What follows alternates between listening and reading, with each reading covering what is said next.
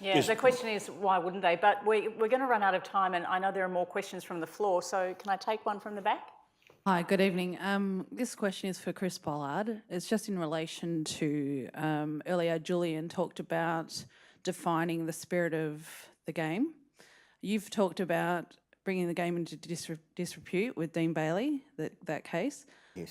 Could it be with the Essendon drug saga that went on that they were actually accused of bringing the game into disrepute also, and also the spirit of the game was something that was looked at and penalised for?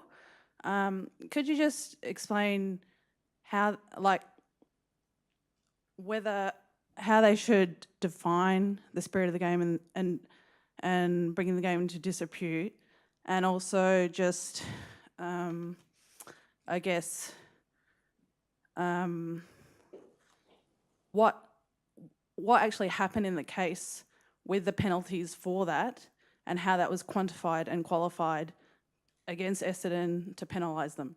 Right. I might answer that question in terms of the Melbourne tanking saga, which was Dean Bailey. Dean was initially charged with 4 charges, one that related to tampering with the draft, one that basically that he was the coach of Melbourne and was throwing games, and so they were really the form of the charges. There were 4 charges. Now the thing is that the evidence of that case is that I received on Christmas Eve back in 2012 about 20 white folders. And part of the AFL's case against Bailey and the Melbourne tanking saga was that he had minimal interchange changes. And the reason for that is that when you went through the documents, some of the games that were pinpointed was that Melbourne had an injury in the first 5 minutes of the game and a player couldn't go back. Like, bringing the game into disrepute for that was just bizarre. Unfortunately is that Dean wanted to resolve the matter, but we were ready to take that on because there is no way the AFL could have charged or been successful with bringing the game into disrepute, and also with the factual nature of it to link that with tampering the draft. Just couldn't happen. Very similar is that with the Essendon thing, Essendon saga, is that I acted for 35 staff. There was 113 interviews.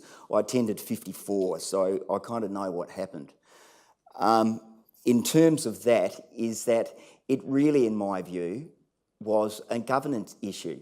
It wasn't, and also the interviews and all the facts that came out of those interviews was that it was a lack of governance issue. The players were very hardly done by, as our other speakers have said.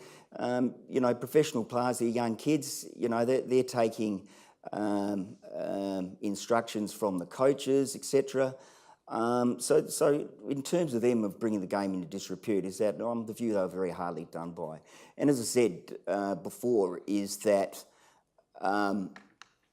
it really, in my view, as I said, for attending a number of those interviews, it was a clear lack of governance issues, basically from the top coming down.